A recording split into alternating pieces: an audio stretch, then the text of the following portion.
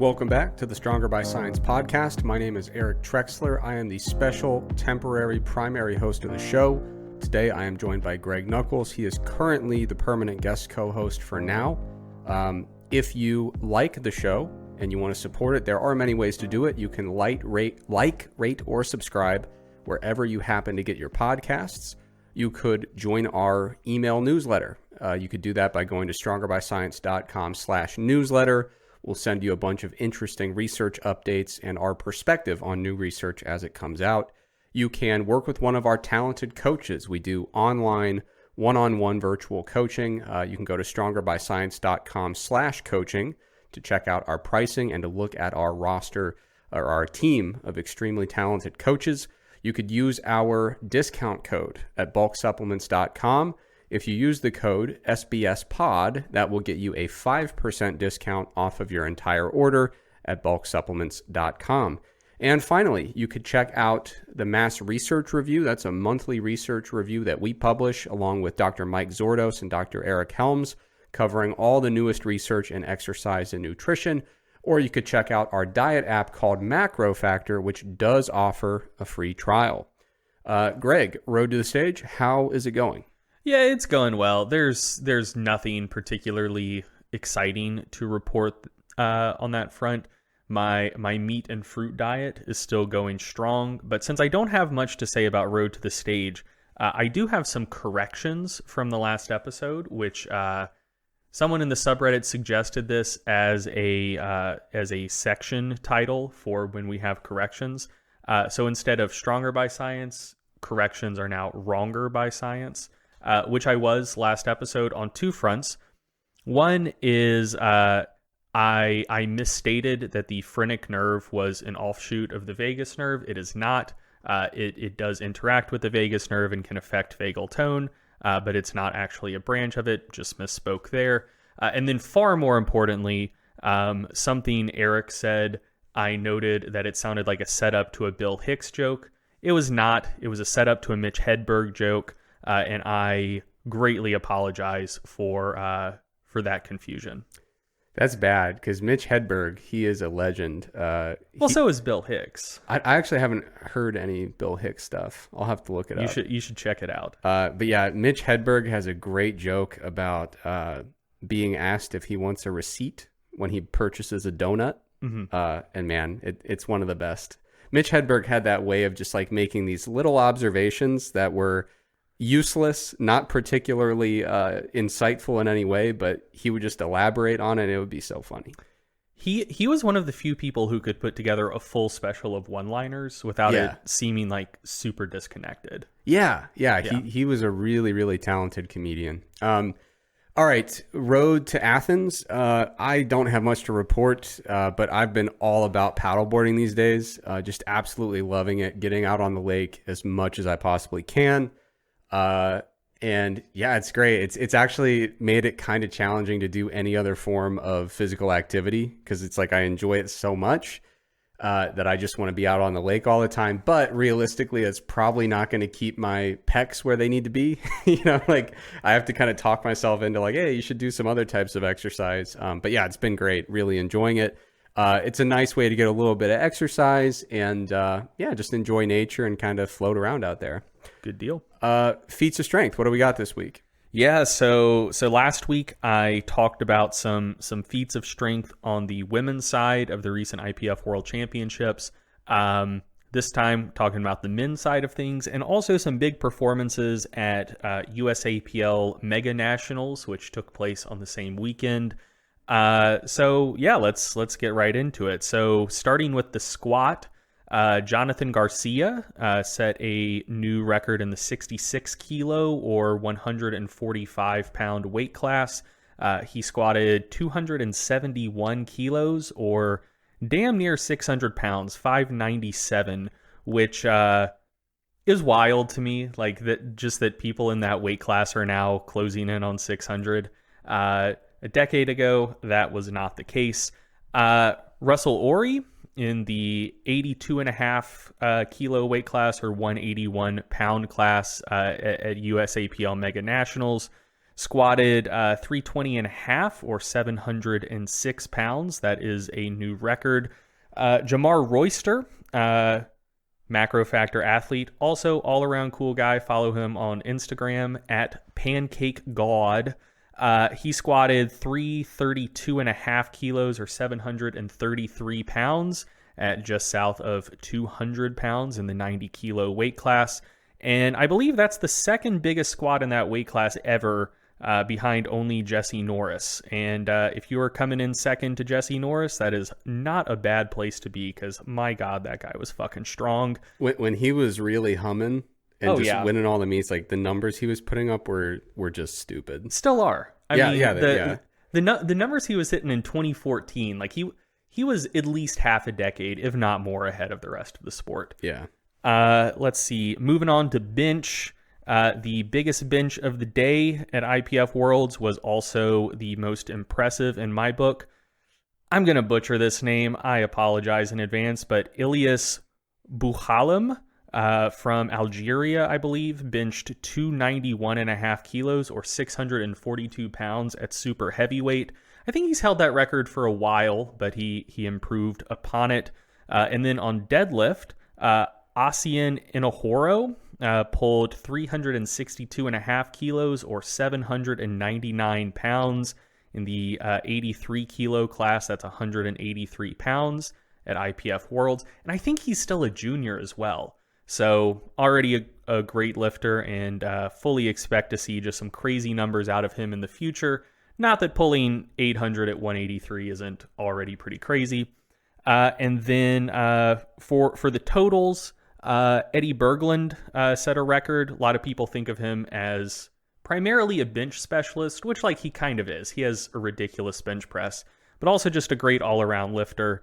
He totaled 710, which is 1,565 pounds in the 145 pound or 66 kilo weight class. And Russell Ory, he didn't quite beat his best total ever, but he did set a new record in the USAPL since the weight classes changed a little bit. He totaled 838 kilos or 1,847 pounds. I think he's done 843 before. But like I said, the weight classes changed from 83 to 82 and a half. So that's a new record for him. And then two final shout outs. One is Bryce Lewis, also a very cool guy. I assume most people who listen to this podcast know who Bryce Lewis is. If you don't, check him out. Bryce is awesome. He recently made the drop from the 105 kilo class to the 90 kilo class. So that's 231 down to 198. And he used to compete around that weight. He used to compete back in the old 93 kilo class, I think 7 years ago. And so he spent a pretty good chunk of time at 105, and now back down at sub 90. He's totaling like around 100 kilos more than he used to at a similar body weight. So at Mega-Nationals, he totaled 845, and previously he was totaling like 740, 750 at a slightly heavier body weight back in the 93 kilo class. So props to him. This is only his second meet at 90 kilos, and he is continuing to make progress there. This was a meet PR over his prior meet at 90. And David Wilson, he totaled a huge 900 kilos at 110, so that's close to 2,000 pounds at 242.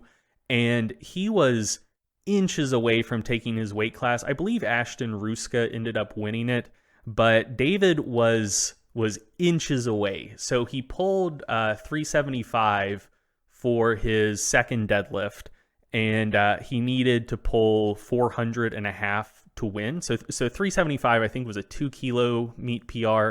And then he needed to, he was 25 kilos behind first going into his third attempt deadlift. So he just made the jump all the way to 400 and a half, which would have won the meet by half a kilo, would have been like a 27 and a half kilo meet PR, which is just wild.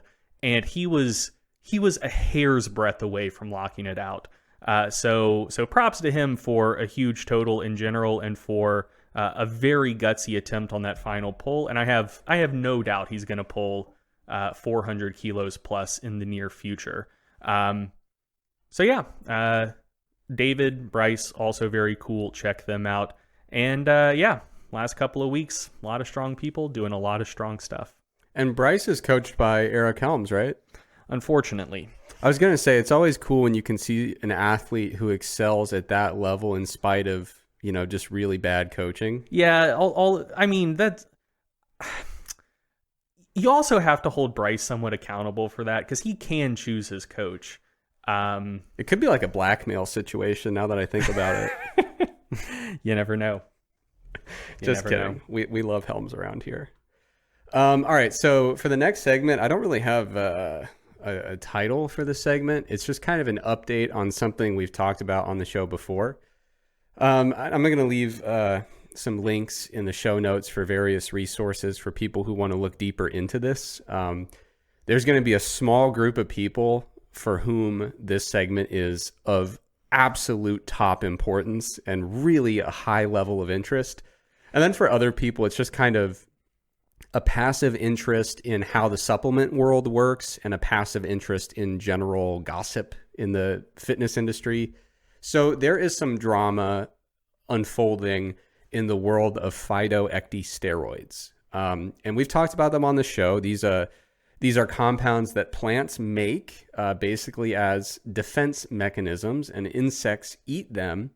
And inside the insects, these phytoecdysteroids basically function as hormones. And one of the things that they do is they cause the insects to spontaneously molt and die, which I assume makes these Paul Saladino's worst nightmare, right? Like, he's all about the plant defense chemicals. Yeah, one would assume. So anyway, that's what phytoecdysteroids are. And the reason that they become popular lately in the fitness world is it seems like they're on this like 25-year cycle where, phytoecdysteroids get big and then they kind of die down. They get big, they die down. A while ago, people were really into beta-ecdysterone, which was a phytoecdysteroid. People started selling it in supplements. There wasn't a ton of human research on it. The human research that was available at the time was pretty underwhelming, not particularly special, and it just kind of fell out of favor. People lost interest in it. Within the last several years, turkesterone has become the next phytoecdysteroid that has kind of benefited from that kind of increase in hype and interest. That's largely been driven by mechanistic data and some rodent data where they've looked at different phytoecdysteroids and how they work in vitro or in rodent models, and they've said, wow, based on the various phytoecdysteroids available, it looks like this turkesterone seems to be particularly anabolic, not in a class of its own, but just kind of, if you're going to take one, it looks like that one's interesting. But again, when we reviewed it on the show or talked about it on the show, basically there wasn't a lot to discuss. There just isn't relevant human data looking at turkesterone supplementation and how it impacts adaptations to resistance training or anything else. I'm not aware of any human trial involving turkesterone. Correct. Yeah. It's not a case where the human data is underwhelming. The human data simply doesn't exist. Right. And so turkesterone is not too terribly different in terms of its theoretical functions, its structure. It's not too terribly different from beta-ecdysterone. And so we talked a little bit about the evidence related to beta-ecdysterone. It was hyped up a while ago. It fizzled out. There was a study within the last few years about, I think it was beta-ecdysterone in a paper where there were some really noteworthy observations related to strength and hypertrophy. But it was an odd kind of situation because they did testing of the ingredient, which is a really impressive step to take for supplement research. And they looked into it, and within that beta-ecdysterone paper, the publication suggests that the supplement was pretty aggressively underdosed. They detected about 6% of the labeled content of beta-ecdysterone And there was really no other active ingredient implicated. There was like a little dusting of leucine, not enough to matter from a physiological perspective. And so looking at that paper, and also I'll note, I'm like 98% sure we talked about that paper like in quite a bit of depth on the podcast before. I think in one of our first 10 or 20 episodes. Yeah. The title, if you want to check it out, is Ecdysteroids as a Non-Conventional Anabolic Agent, Performance Enhancement by Ecdysterone Supplements in Humans by Eisenman and colleagues, if you want to check that out. Yeah, and Eisenman, he's been doing a lot of really fascinating supplement work lately. He's done some stuff with, obviously, beta-ecdysterone. He's done stuff with CBD. I really like the line of research that he's working on. I think he's maybe based out of Germany. Is that correct? I believe so, yeah. But anyway, so we kind of went through that paper and we said, okay, so beta-ecdysterone, historically, the literature hasn't been that promising. This paper, it looked quite promising. And the researchers were candid about it. They were like, yeah, we got about 6% of what we thought in this product based on our testing. Mm-hmm. And so what happened? You know, it could be sampling error leading to false positives. It could be a placebo effect. It could be issues with the assay for determination of the supplement ingredient. For some reason, maybe beta-ecdysterone worked in this particular context with a super low dose. There was really no way to tell exactly what was going on. But, you know, it was really hard to say, yeah, based on the totality of the beta-ecdysterone literature, this is a safe bet. You know, it was just kind of like, it was underwhelming then. I'm not sure if one paper is enough to really shift that tide, especially when it's a paper that is, you know, apparently quite underdosed, that actual ingredient. Yeah, and so I found it in our backlog. If you want to listen to our in-depth discussion of that particular paper, it is episode 8 of the Stronger by Science podcast, and the discussion of it starts about 57 minutes into the episode. Yeah, man, episode 8? Episode 8. Wow. Yeah. Yeah. So anyway, we basically approached the turkesterone. The last time we talked about turkesterone, we basically said, well, I guess we'll talk about beta-ecdysterone because that's the closest thing we've got in the literature. And we will note that there seems to be some odd stuff with regards to even just the standardizing of doses of beta-ecdysterone. So we really don't know to what extent those findings generalize to the broader phytoecdysteroid literature and specifically how they might relate to turkesterone products. So the new drama in this particular area is actually really kind of coincidental because I'll link this really long explanation of what went down, but somebody did independent testing, someone with really extensive expertise in this type of work of analytical chemistry and testing ingredient for meeting label claims. They did some independent testing of a lot of turkesterone products on the market, and they generally just did not have much turkesterone at all. Like for some of them, it was like 1/600th of the dose that was labeled. I mean, literal dustings of turkesterone if it's detected to a meaningful degree. Mm-hmm. But oddly enough, some of them did seem to have some beta-ecdysterone. Not necessarily a ton in general. But what I thought was ironic about it was we were back in the day, we're like, well, we don't have any turkesterone data, so let's look at the beta-ecdysterone literature. It seems like maybe we were a little bit closer than we thought at the time because these products, based on this analysis, seem to be more beta-ecdysterone products and really have just physiologically irrelevant content of turkesterone. So there's obviously drama unfolding because these turkesterone products have been hyped up big time. People are selling them. People who have been purchasing them are wondering what is going on here. There are a couple important caveats related to this kind of discussion as it unfolds. First of all, I'm not a chemist, and I'm not particularly close to being a chemist. So I personally make no specific claims about the methods involved for ingredient verification. I simply don't have the expertise to jump in there and say, I'm going to lean on my analytical chemistry background to really correct some people. That's not me, so I'm going to sit on the sidelines for this one and kind of watch it unfold. the individuals and the companies that sell these turkesterone products that have been tested, I do believe they should have an opportunity to state their case and potentially provide contradictory evidence. And then people with expertise related to this can weigh in and say, okay, well, there's this evidence saying that the products don't have meaningful amounts of turkesterone. Perhaps there's contrary evidence to be assessed that says, no, actually, these meet label claims.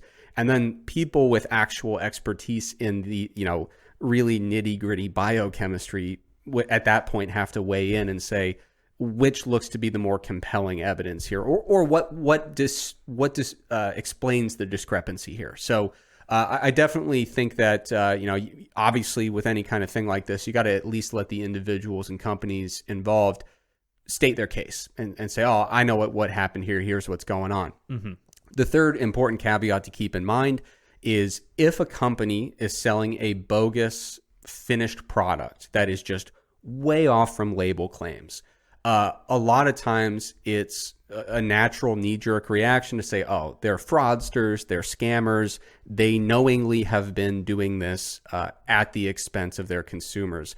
There is potentially an alternative explanation. Again, if we assume that these products really failed this badly with regards to ingredient testing and label claims, these companies are not sitting there synthesizing and extracting their own raw materials. In most cases, in the vast majority of cases, those materials are coming from bulk suppliers. Mm-hmm. And it is very possible that well-intentioned companies who are trying to put together high-quality products are being deceived from ingredient suppliers, and they are buying what they believe to be high-quality turkesterone. It's coming in, and it simply isn't.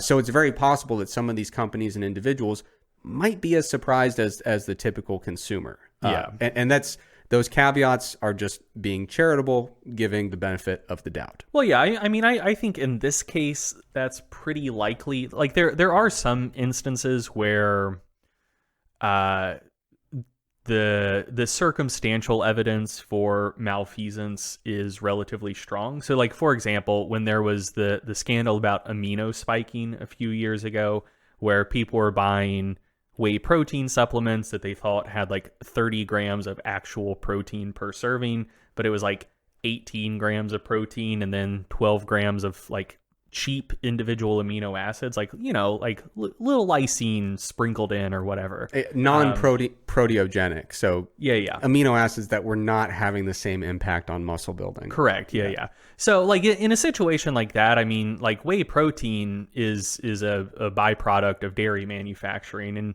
when the dairy producers ship a big shipment of whey protein to whoever wants to amino spike their protein powder, like it's not going to come like that. It's just going to come as whey protein. It would be like weird and inefficient for the milk suppliers to give like bad whey protein to people. So that was probably a situation where people were spiking their whey protein with aminos after the fact to cut some costs. But yeah, for a situation like this, I mean, when you're dealing with an herbal extract, when people find that like, oh, there's like virtually none of the active ingredient in the product, you don't want that to happen.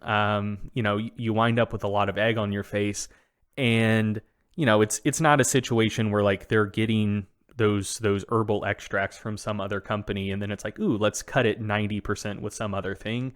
It was probably just a case where they got the herbal extracts from another company, and what the other company sent them was just bad. Like, I think that's probably more likely in this case.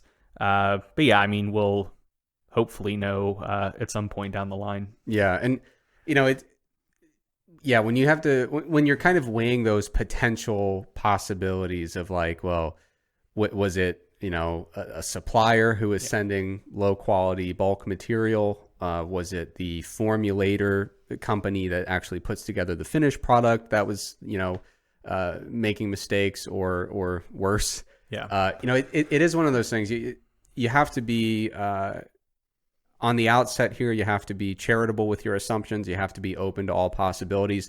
It's not a great look for a company, if these products, if there's no explanation that results in them saying, actually, these have been meeting label claims and there was some kind of error going on, it's never a good look if you've been selling products that aren't meeting label claims, because even if there's no intentionality behind it, it's, as we all know, it's Stronger by Science. We wrote an article about dietary supplement regulation, and for better or for worse, the burden of, making sure that you're consuming high quality products that are safe and effective and meet label claims, a lot of that is shifted to the consumer.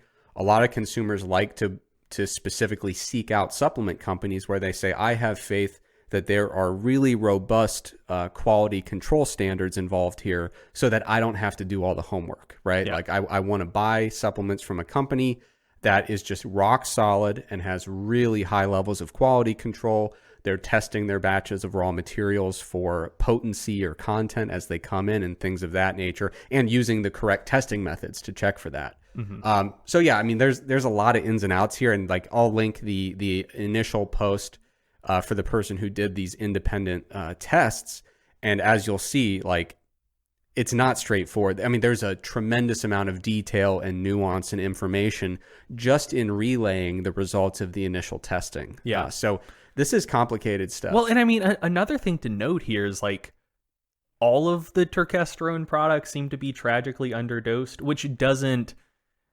feel to me like a handful of people trying to take advantage of consumers. It feels to me like a global turkesterone market where there are zero good suppliers.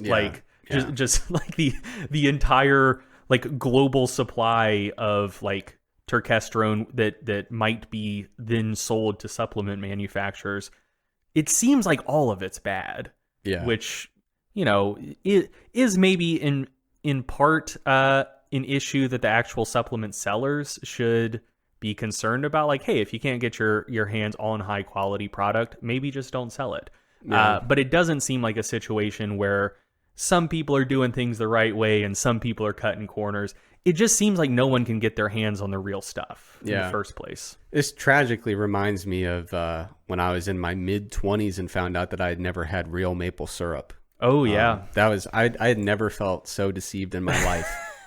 Growing up, I would eat pancakes or waffles. I would have a brown, viscous liquid that was sweet. Yeah. And to my knowledge, that was maple syrup. It turns out it literally never was. It was just like liquid corn syrup with some artificial flavoring. And yeah, then I had the real stuff, and I felt like I had been cheated for 2.5 decades. But yeah, so in summary, the beta-ecdysterone, the turkesterone stuff, it's interesting. It's fascinating.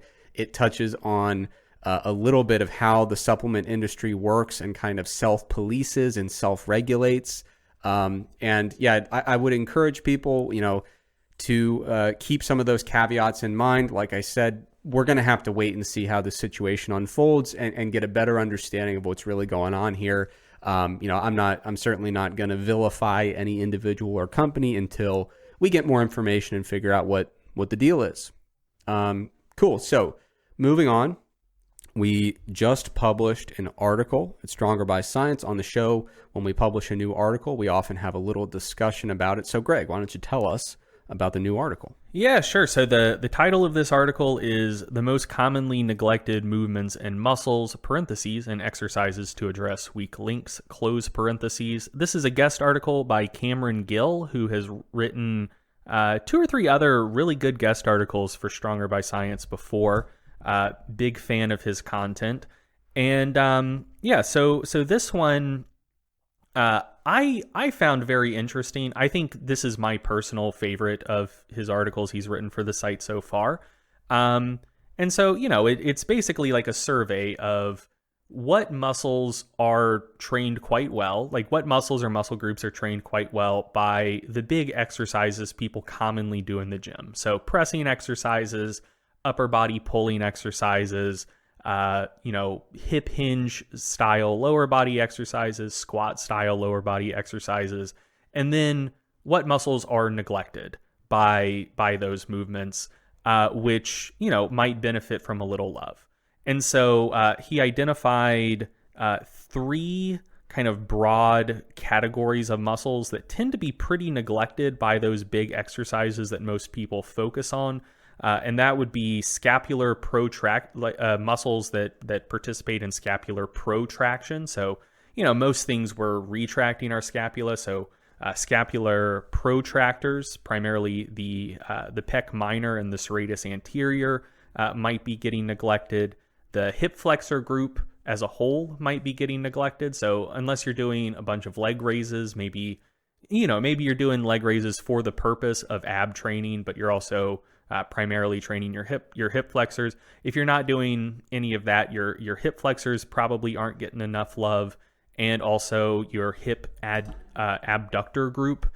And so I found this article really interesting because one of the things Cameron did is basically try to quantify how much muscle mass are we neglecting by not training these muscles. And so, coming right out of the gate, your scapular protractors on the whole take up more total muscle volume than your lats do. And that's primarily from your serratus anterior, which I was surprised to learn is a very large muscle group. I did not know your serratus anterior was that large, but like in untrained folks, their serratus anterior is like 90% the total muscle volume of their lats.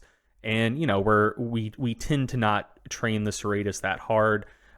Similar with the hip flexors, overall, the total volume of the hip flexors group is about 12% greater than that of the gluteus maximus, which I think is the largest muscle in the body.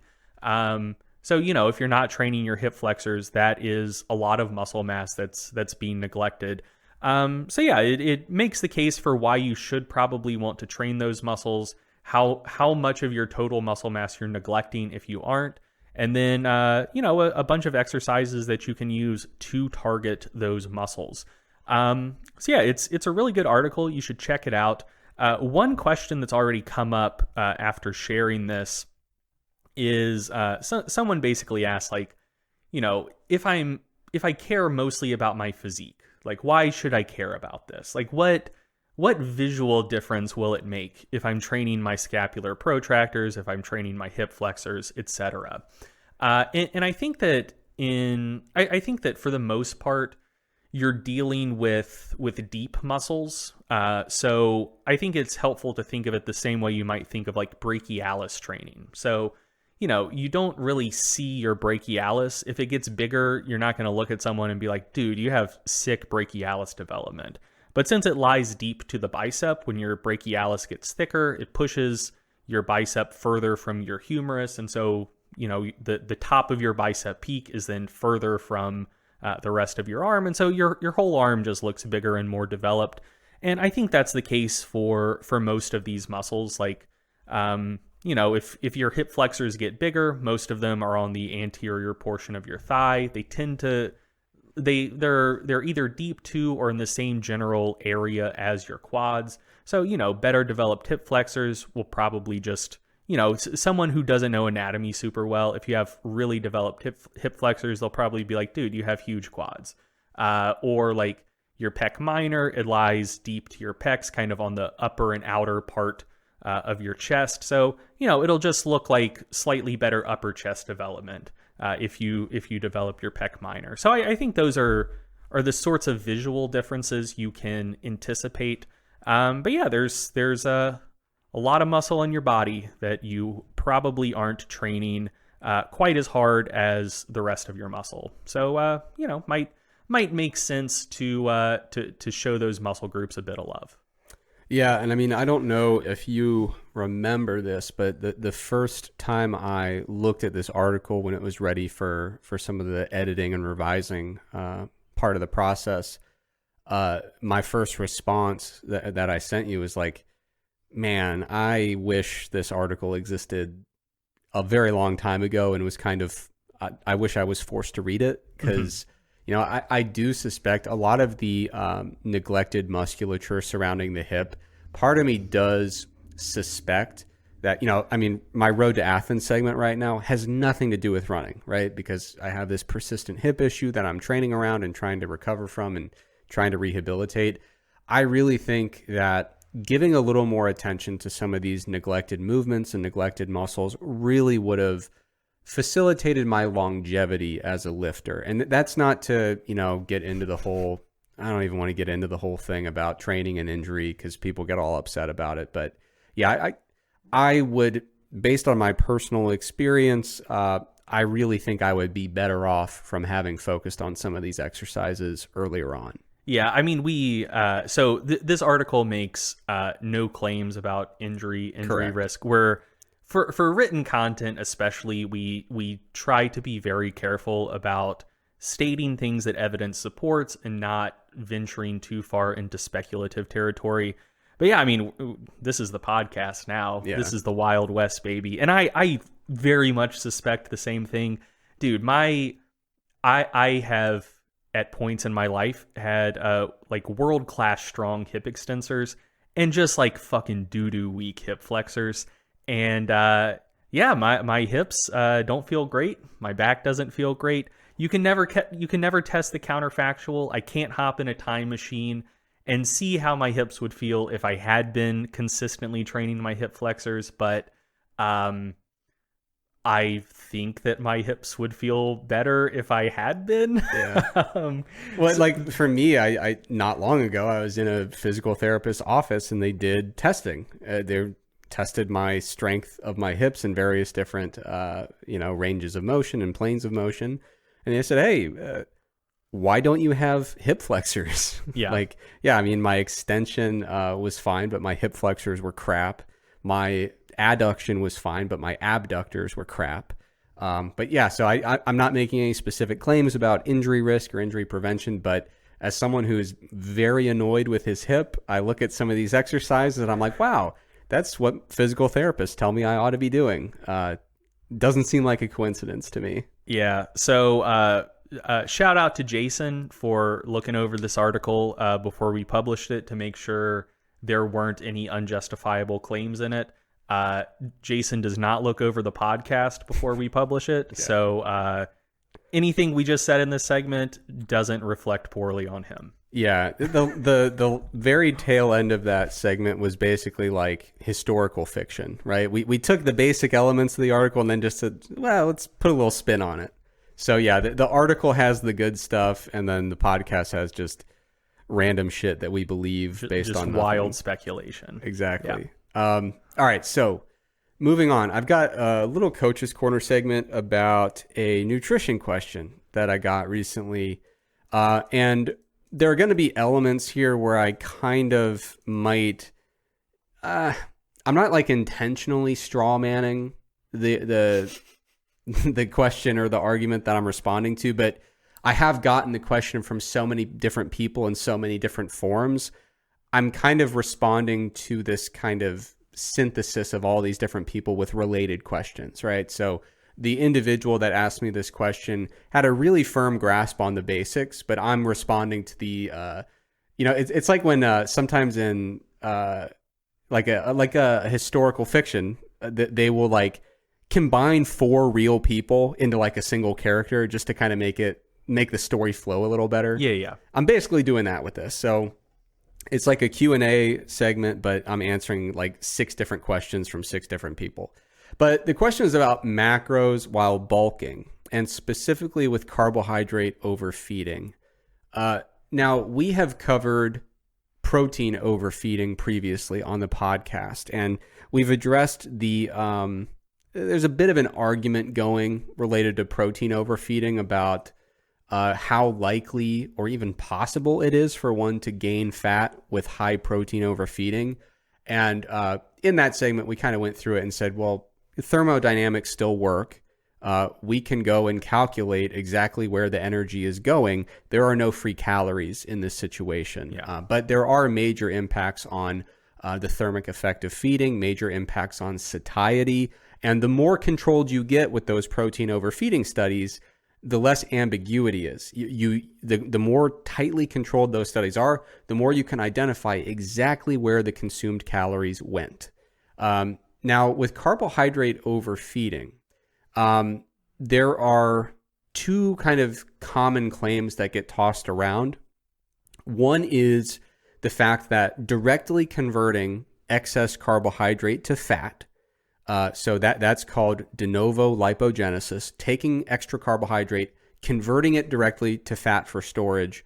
A common claim you hear is that is very inefficient and that it rarely occurs or almost never occurs. And so people hear those two things without any context or nuance connected to them, and they start to get this idea like, okay, well, if I'm not going to, turn this into fat and store it, perhaps there's a little bit of a cheat code when it comes to bulking, which is just, as long as you're going over with carbs, whatever, you're not going to store it as fat. You'll burn it all off. No big deal. So, eat the carbs to your heart's content. And what's really important is that the term inefficient, I think, needs to be operationally defined to provide a better understanding of what that means. And even the term rarely occurs, I think it's very important and helpful to contextualize that with a little bit of nuance. So I've seen the studies that a lot of people use when they say, hey, de novo lipogenesis is super rare, so rare that it's basically not even worth considering in any context. Yeah. And when you look at those studies, you will find that they are doing very aggressive, very high carb overfeeding, but they are not doing radical fat restriction. And so usually what happens there is it's certainly a high intake of carbohydrate, but there's still plenty of fat being consumed there. So de novo lipogenesis rarely occurs in that context because that's not the path of least resistance. Your body is not going to see all this influx of carbohydrate and fat. It is not going to oxidize that fat and then take the carbohydrate and convert it to fat for storage. That simply doesn't make sense energetically. And what you find is your body, when there's this huge influx of extra calories and it's carbohydrate and fat, what your body likes to do is it'll allocate some of that carbohydrate to glycogen, for sure. A lot of that fat is going to go straight to storage. And instead of burning fat at rest, which is kind of our typical default state in a fasted situation, your body's going to say, well, there's all this carbohydrate. Storing it as fat is going to be a pain in the ass. Let's just oxidize that instead of the fat. So like I said, normal fasting situation, you're burning mostly fat at rest. When you have this huge influx of carbohydrate, your body just says, well, I'll burn the carbohydrate for energy now. Some of the carbohydrate's going to go to glycogen. The fat, I'm going to store that. And that's pretty much what happens. And if the overfeeding is large enough, and the excess energy intake is high enough and it's super high carbohydrate, one of the things that you'll notice is that carbohydrate tends to have a higher thermic effect of feeding than fat. And so when you're trying to figure out with this huge influx of carbohydrate, if it's not getting converted to fat and stored, where is it going? You can start to piece together exactly where it's going. You can see that it's being used mostly it's just being oxidized to meet energy needs at that time. Mm-hmm. Some of it's going to glycogen, and because there is a pretty substantial it's not as high as protein, but carbohydrate does have a noteworthy thermic effect. There are some extra calories that are just getting burned due to the thermic effect of feeding. And so there are some studies looking at a very different scenario, which is basically what happens with super high carb overfeeding with very extreme fat restriction. And when you look at that research, things look a little bit different. Of course, there's still the high thermic effect, or moderate, I would say, thermic effect of carbohydrate ingestion. Mm-hmm. There's no fat coming in within these extreme experimental scenarios. So it's not going to be, kind of storing the fat, oxidizing the carbs. What's going to happen is with this really high carb, extremely, extremely, extremely low fat overfeeding, of course, the body's going to have that thermic effect of the meal. The body is going to oxidize carbohydrate to meet immediate energy needs. Much of that carbohydrate is going to go to saturate glycogen stores, and in some cases even super compensate and kind of really, really pack in as much glycogen as possible.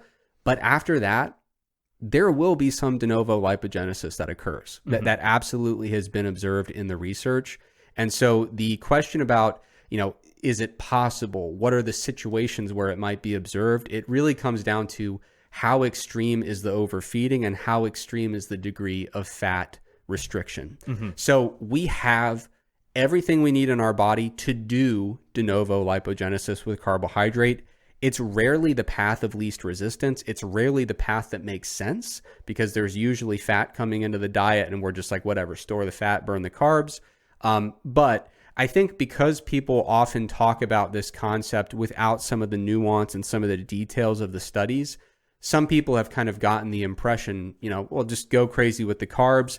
Worst case scenario, you burn it all off, but you certainly won't store it as fat. That's not necessarily strictly the case, but practically speaking, you think of, I'm just trying to put this into real world terms here. Let's say you're doing a diet, overfeeding, you're bulking hard. It's 1,000 carbs a day, 40 grams of fat a day, 180 protein.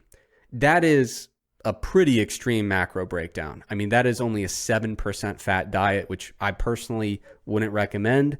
But, it's going to be hard to get 1,000 grams of carbs and 180 grams of protein without at least 40 grams of fat finding their way in there. You'd have to go really far out of your way to make that work. So even in that context, you're still getting that 40 grams of fat coming in that could be stored. And so if you're storing 40 grams of fat a day, and you're doing that as your kind of daily diet, even with that alone, without any need for de novo lipogenesis, you're talking about over 32 pounds of fat stored per year. So what happens is we kind of look at these isolated findings that are in different situations with different degrees of overfeeding, different degrees of fat restriction. We start making conclusions about whether or not de novo lipogenesis is likely to occur, whether or not it's observed commonly. And then that kind of snowballs into this kind of series of working conclusions about what happens with high carb overfeeding. So I just wanted to kind of explain in a little more detail what the situation is with high carb overfeeding, because it's definitely not a cheat code. There's no free calories happening here with high carb overfeeding. But what you will find is, like I said, there's a major shift in substrate oxidation. That's for sure. In most diets, even with some pretty low fat diets, like I said, the example I gave was 7% fat, you might not even need to do much de novo lipogenesis at all there because there is fat that's going to be stored there. So I wanted to clarify where some of these carbs are going. And if you need to, you absolutely can do de novo lipogenesis and convert carbohydrate to fat. That is a relatively costly way to store carbohydrate. So you will use ATP in the process. And so you will see that the energy waste that occurs there is elevated. And so what that means is when you look at studies that compare head to head, high carb overfeeding versus high fat overfeeding, if the calorie content of the two overfeeding diets is equivalent, you will store more fat on the high fat overfeeding. And the reason is, generally speaking, you're going to see a lower thermic effect of feeding and metabolic pathways for fat storage that are less costly in that scenario. So people will look at these two at interventions and say, wow, the high carb overfeeding led to less fat gain than the high fat overfeeding, even though calories controlled. What's going on with the missing carbs or the missing calories from carbs?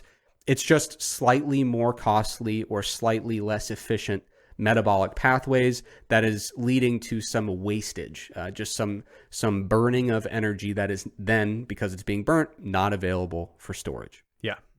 Yeah. So like to put things in perspective, like, if you wanted to go the low fat, really high carb route, since it is slightly more inefficient to convert carbohydrate to fat than to store, maybe you could get away with eating an extra 100 calories per day or something for a similar amount of total fat storage, because there is that bit of inefficiency, that drag from having to convert stuff. But, at least in theory, it shouldn't make like a night and day difference.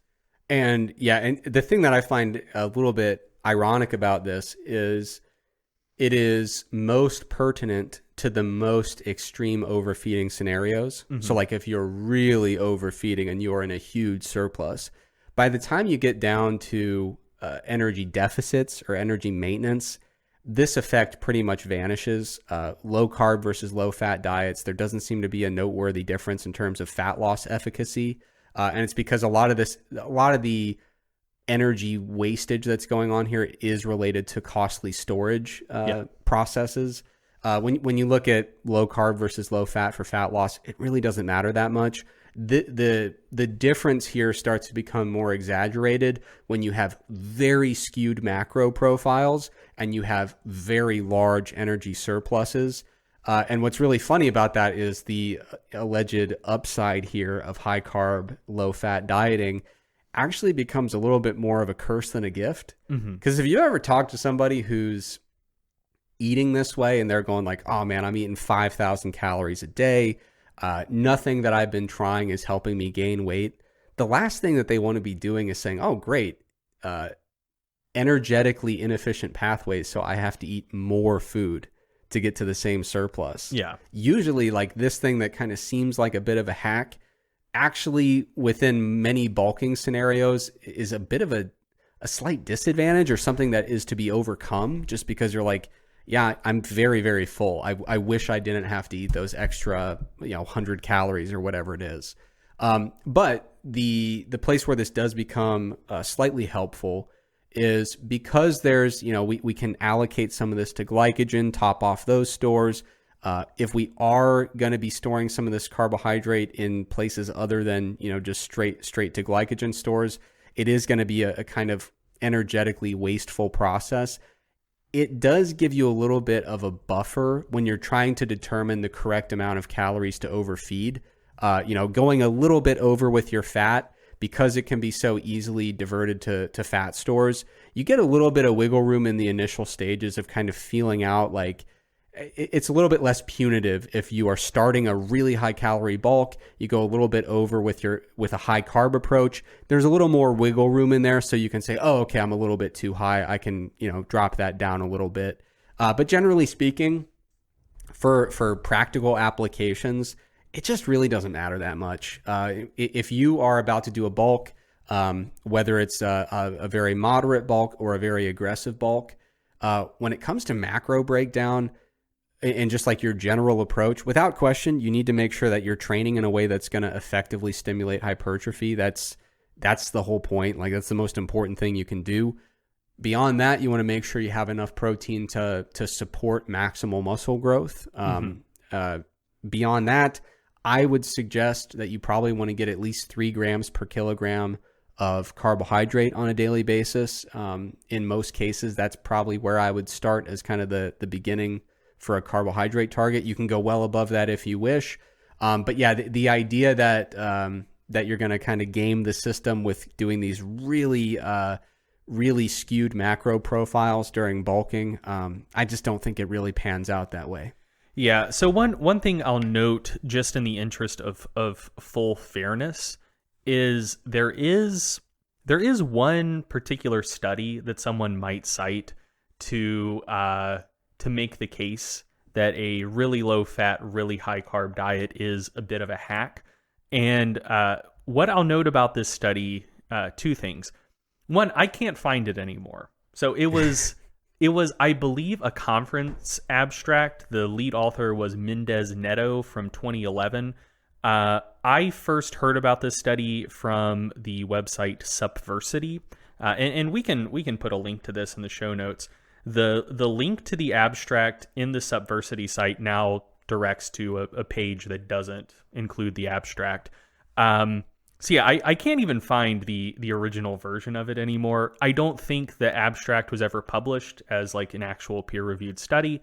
And also just like the details of it are sketchy. I don't mean sketchy in terms of like I think the researchers did bad work, but sketchy in terms of like I don't think these results would necessarily generalize. So in this particular study, they basically had people go on 1,000 calorie surplus per day with either a high carb, low fat diet or a even higher carb, even lower fat diet. and it was a 28-day crossover study. So ultimately, they were only looking at changes in body composition over a 1-month period. So not a long enough period of time for the subjects of the study who were allegedly trained. I think they had like 2 years of training experience. So not enough time for people to actually like build quite a bit of muscle. And so like the study purported to find that in the high carb, low fat, but not super high carb, super low fat group. So like in just kind of the normal high carb group, over that 28 days, people actually lost muscle mass and gained a lot of fat mass. And then for the high carb or the super high carb, super low fat group, they gained less body fat during the 28 days, but also gained a tremendous amount of muscle mass. And I don't even remember what sort of analytical methods they used in this study, but I strongly suspect that they were mostly just picking up on shifts in water weight and glycogen storage. Yeah. Yeah, I mean, ultimately, we don't want to take too much away from a single study ever. We certainly don't want to take too much away when talking about longitudinal changes in body composition from a 28-day study. And also, we don't want to take away too much from a study that has results that at least like on their face conflict with reality. Like, if you go from 50 grams of fat per day to 80 grams of fat per day, that is not going to wipe out all of your hypertrophy. Like Right. that's not going to make you go from gaining 1.4 kilos of muscle to losing 0.1 kilo of muscle. Like Right. if you think that, more power to you, but I think you're going to have a hard time finding other evidence to make a strong case for that. But Yeah. those were the results of this particular abstract.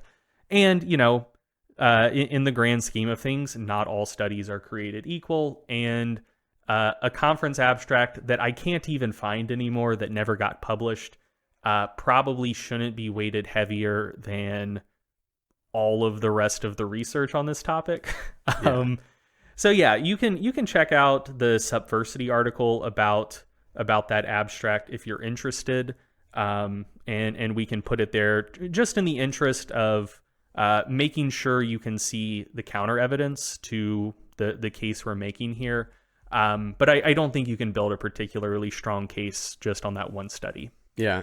And, to be fair, if that's something that interests you and you want to make that your kind of default approach to bulking, I mean, when I'm trying to gain a bunch of muscle, I usually tend to really lean heavily on carbohydrate and protein. But, the only thing that you want to make sure you avoid is going too extreme with your fat restriction. You want to make sure that you're at least getting the essential fatty acids that you need to just be a healthy human being. Beyond that, if you want to experiment with it, by all means, go ahead. But yeah, there's not really strong evidence to suggest that this super high carb bulking is some kind of a cheat code, or that there's this just inexplicable and reliably observed impact on hypertrophy or fat accretion. Yeah. Generally speaking, when calories are ingested, we can figure out where they go, and it's usually not. There's usually not free calories involved. Yeah, and I mean, if you're a researcher and you're listening to this, and like to be clear, no one has replicated the Mendez-Neto results, but I don't think anyone has tried to replicate those results. So, if this is interesting to you and you're like, hey, I want to do an overfeeding study at some point, and you decide like, oh yeah, let's do a high carb overfeeding study, I would be very interested in that. I would like to read it. I'd like to see more like direct longitudinal evidence on this topic instead of, like the tightly controlled stuff, short term, just looking at the specific fates of stuff you're taking in. That's all well and good, but like, who knows how things shift over time? Like, I suspect that if shifts occur, it would be, since de novo lipogenesis is happening, maybe just like an upregulation of enzymes that help with that process. So if anything, if there are advantages to high carb overfeeding, I would expect them to attenuate over time rather than strengthen over time. But, I could be wrong. So if you want to do longitudinal research on this topic, I would love to read it. I think it would be really cool. I mean, I was aware of that abstract, obviously couldn't find it, but when I first heard of it, I thought it was really intriguing. And as someone who by default would usually do high carb bulking, it certainly, you know, I love some good confirmation bias as much as the next guy. Mm-hmm. But yeah, in terms of making generalizable statements about how one ought to approach bulking, there's really just no evidence, no strong evidence to indicate that you necessarily need to favor one particular macronutrient over the other. I think it really just comes to a reasonably balanced profile of macronutrients and just kind of honing in on what the correct magnitude of surplus is going to be. Plus, like I said, most importantly, just having a great training program. Mm-hmm. All right, you want to do a quick research review? Yeah, let's do it. So, if you've been listening to this show for a while, you know that one of our little bugbears is the idea of science by press release, and I regret to inform you there is another example of it going around. So I was on Twitter the other day, and I saw in my trending topics tab there was an article that got put out by what was this website? I have the archive.is link pulled up. Dang it. Whatever. So you can find the article. The title is From Runner's Face to Dodgy Knees, Why Running Helps Keep Women Young But Ages Men. As I mentioned, I have... so here's a fun fact for anyone listening. I don't think this is illegal. Maybe it is. I'm not a lawyer. But if you're interested in reading an article on some news site that is paywalled, like you go to New York Times and it says, you've read your 5 free articles for the month already, you got to subscribe. You don't have to. So there's this site called archive.ph. You can go there, just copy and paste the URL from whatever article you wanted to read. There's a little box that says, I want to see if there are archived versions of this page. You put the URL in, you click search. If it's a relatively popular article, there are generally like archived snapshots of it. You can click on those and bypass the paywall. So anyway, that's what I'm doing to read this. I think the site was inews.co.uk. But anyway, so I saw in my trending topics tab that the specific phrase running ages men had been tweeted about, I think it was like 26,000 times in the prior 4 hours or something. So this is a topic that, at least a few days ago was really taking Twitter by storm. You may have come across this. But the takeaway that a lot of people had from this article is that running is good for women but bad for men. Like it helps preserve youth and longevity in women, but it ages men on a biological level. If you run, it's going to be bad for you. You're going to die early. A lot of bad stuff. Like that was the takeaway. And I can understand why that would be from the title of the article, why running keeps women young but ages men. But as I mentioned, this is a situation of science by press release and just kind of a game of telephone. So when you pull up this article, unfortunately, it doesn't link to anything. Like it's unclear what is actually being reported on. But I did some searching based on some of the experts cited in this article, and I found the press release that it was based on. So the press release, this will also be linked in the show notes. The title is Endurance Exercise May Affect Body's Largest Artery Differently in Men and Women. So the press release itself reads, the research funded by the British Heart Foundation and Cardiac Risk in the Young and presented at the British Cardiovascular Society conference in Manchester showed that older male athletes had a stiffer aorta. It found that the vascular age of male athletes' aorta was almost 10 years older than their chronological age, whereas female athletes showed no overall age difference. However, experts say the finding should not deter people from exercising, as further research is needed to understand the biological reasons underpinning these differences. They've also urged that regular moderate intensity exercise is beneficial for good health. So, like, it basically goes on from there. It's a pretty balanced press release. It says, like, hey, we found this thing. It was presented at a conference. ultimately don't go out of your way if you're a man to stop running, because, overall still seems like running's good for you. But that was the press release. And so then people saw it, they kind of took it and ran with it. So the particular article on inews.co.uk briefly discussed that press release. And then most of the article was actually pitched at women, telling them like, hey, actually, it's fine to run. So it's kind of framed as a myth-busting article.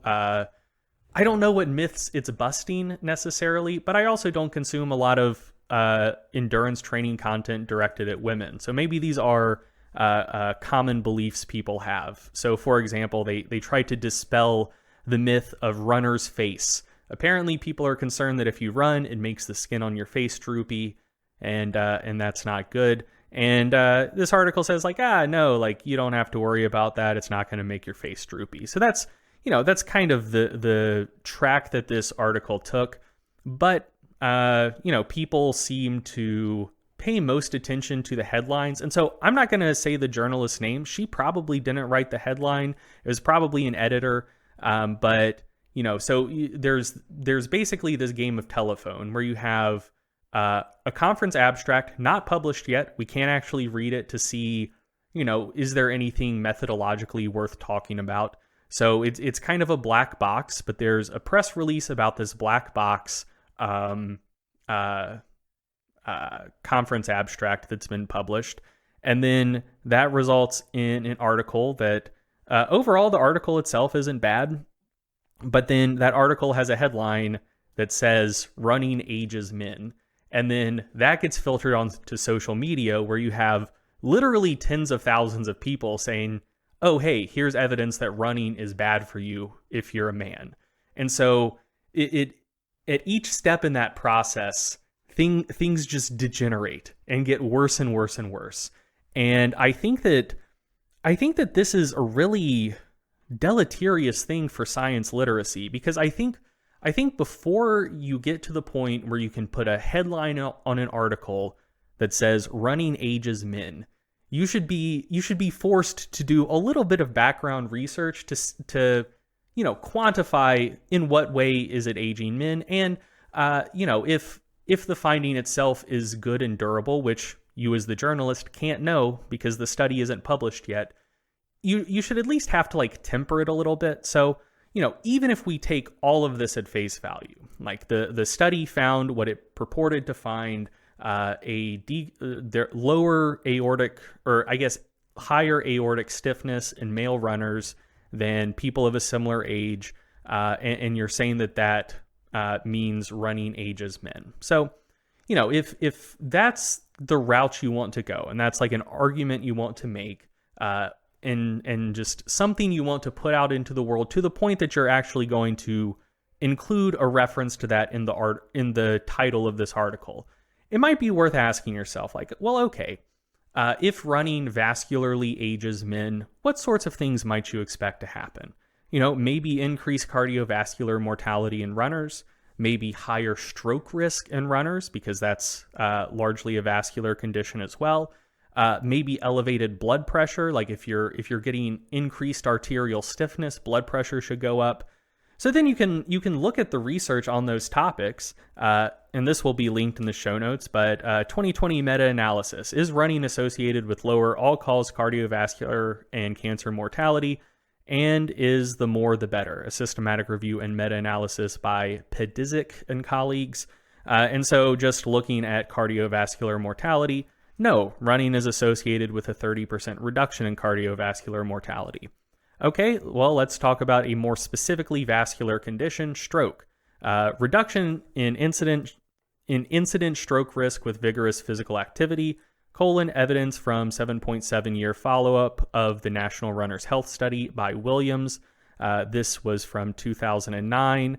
And so the result, per kilometer per day of running, the age and smoking adjusted risk for stroke decreased 12% in men and 11% in men and women combined. And that held even when adjusting for baseline diabetes, hypercholesterolemia, hypertension, and BMI. So once again, more evidence that if you're if you're proposing that running vascularly ages men, maybe you should anticipate an increase in stroke risk. You see the opposite. And then let's talk about blood pressure specifically, because again, if you're talking about vascular stiffness, you should see an increase in blood pressure. So another study, running to lower resting blood pressure, a systematic review and meta-analysis from 2020 by Igarashi and Nogami. This will also be linked in the show notes. And yeah, in healthy people, in people who are at high risk of hypertension, and in people who already have hypertension, running seems to lower both systolic and diastolic blood pressure. So, in a situation like this, before you can write an article that says running ages men, especially if the specific thing the press release is talking about is changes in aortic stiffness, you should have to step back and say, well, okay, if this is a durable, generalizable finding, what should we expect to see? Elevations in blood pressure, maybe increased stroke risk, maybe increased cardiovascular mortality, just bad things happening to men that run. And in fact, we see all of the opposite things happening. Lower stroke risk, lower cardiovascular mortality rate, lower blood pressure. So, ultimately, I think it's totally fine to do the study. I think it's totally fine to put out a press release to say, hey, we did this study. But I just think that journalists and journalistic outlets need to have more restraint before writing about a study they can't even read yet. And specifically editors putting a headline on it that says, running ages men, when you're talking about vascular changes where all of the long-term evidence suggests that the opposite occurs, that if, I just find this intensely frustrating. And, like I said, this was on Twitter trending topics. There were 26,000 tweets about this shit. And it could have been prevented with just a requirement for a little background research, or even a less inflammatory title, because here's a news flash for you guys. No one reads fucking articles. Like I said, the article itself was generally fine. It was a puff piece largely meant to dispel fears of running in women, which totally cool with. Running is good for you. I support it wholeheartedly. But at some point in the process, it was there had to be a fear-mongering hook in the title to drive page views. And that's bad. That's how bad ideas get seeded in people's minds. And I know that over the next couple of months, I'm gonna run into people making the claim that oh man, running is bad for men's vascular health. And it's not going to be based on people reading the study that all of this was based on, because that study isn't published yet. It's going to be based on people reading a fear-mongery headline that should never have been written. And I find the whole thing very frustrating and quite frankly irresponsible. Yeah, and as our Stronger by Science running ambassador, I also find it to be very frustrating. Anyway, to play us out, I'm going to continue the trend of giving music recommendations. Now, up to this point, my music recommendations have not been particularly friendly to training. It's not really been the type of music that most people would listen to while working out. You don't do a lot of alternative country or, blues specifically from northern Mississippi when you're training. But I do enjoy some bands that play some of the heavier stuff that might be more conventionally compatible with resistance training. You go into a lifting gym and you kind of know what to expect in a lot of cases in terms of what's going to be playing on the speakers if they still do that. But I still enjoy music that has a bit of complexity to it, music that's been put together very thoughtfully, in my opinion, music that showcases a lot of excellent skill and musicianship. And so a couple bands that I like that I think, potentially some listeners might enjoy training to. Number one is Tool. I've really been on a big kick listening to a lot of Tool lately. They even have a song called The Pot, which I haven't looked into the lyrics too much. But I assume it's probably a cautionary tale about gateway drugs, if I had to guess. So very compatible with the show's values.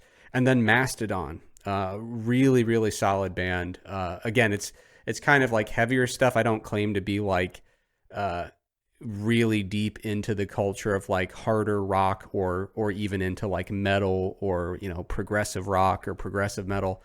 That's not the in-group that would embrace me as one of their own, most likely, and I don't claim it.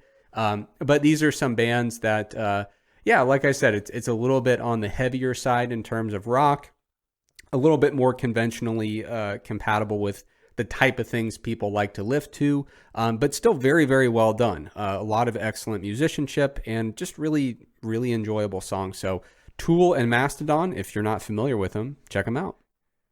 Damn, that's just such a big change of pace from all of your other music recommendations. Do you ever listen to either of them? I could have pegged you as I've listened to plenty of both. I could have pegged you as a Tool fan. I would not have pegged you as a Mastodon fan. I like them. And apparently I'm not the only one obviously there's overlap there, but I was doing some reading on the internet the other day. Apparently they toured together, like way back in the day. I think they did a tour in Europe together, which would have been a hell of a show to see. Very nice. So I think my second concert going experience. So my first was Van Halen's reunion tour. So it was the first tour where they had David Lee Roth back in the band since like the early 90s. So it was the original lineup, but with Wolfgang on bass instead of Michael Anthony. And dude, it rocked. Like, yeah.